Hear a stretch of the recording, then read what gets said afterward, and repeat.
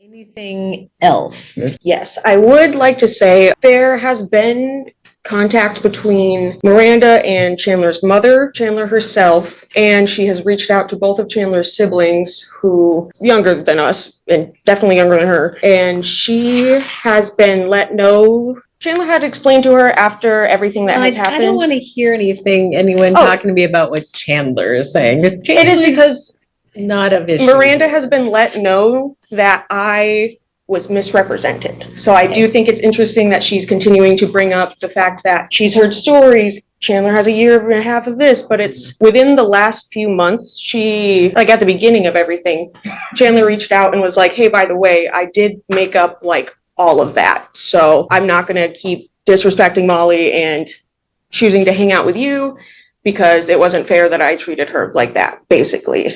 And also mainly just this whole concept of that I have been continually messaging her and stalking her. I cannot comment on anything from the July stuff because I honestly don't remember at all. But what I do have is the messages on TikTok, because the whole reason I had reached out onto her TikTok account, besides looking, because it's social media, she saw that I viewed her account, and then she had made a post on her story saying like, I see you, bitch, you mad?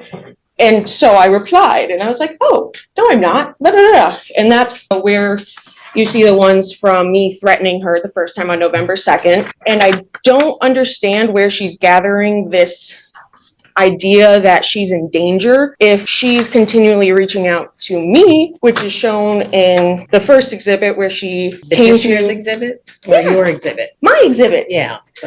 So exhibit A, I guess. And this is also why I wanted to argue at least the drug assessment. These are from December 11, right? Yep. Okay. And the threat happened on November 2nd.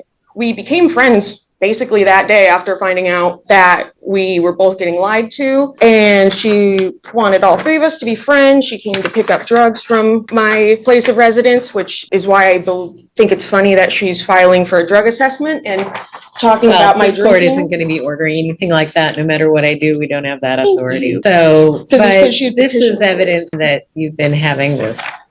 We've been having a situation where she wants to hang out, and the last contact that I have of her is from December 23rd. That's this exhibit B, where she is asking to come hang out with me and Chandler to go to a karaoke bar, I think it was. And then, all right, what's your exhibit C? I can't quite figure out. This was proof of her coming to Chandler's workplace. And the reason that was like, yeah, cool, you can go where people work, I guess. She has been well aware of Chandler's scheduled days and what Buffalo Wild Wings, where it is, you know, she's going to be there. And she's not just a cook, she's a server now. And Miranda would be in like knowledge of that because they were hanging out when that started. And this basically is just a retaliatory thing because the only reason this was filed when she was referring to her exhibit of the like me saying she should have responded, it was because I have been continuing to find out information that she has been talking about to like multiple people. I found out that her mother has found out about like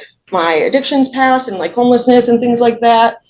And she has continued to make posts about me, but it isn't indirect, so technically it could not be. But talking about how at least I know my ex is crazy on the day that Chandler let her know she didn't want to hang out anymore. Kind of just seems like she's mad she didn't get the last laugh type of thing whenever Chandler stops talking to her.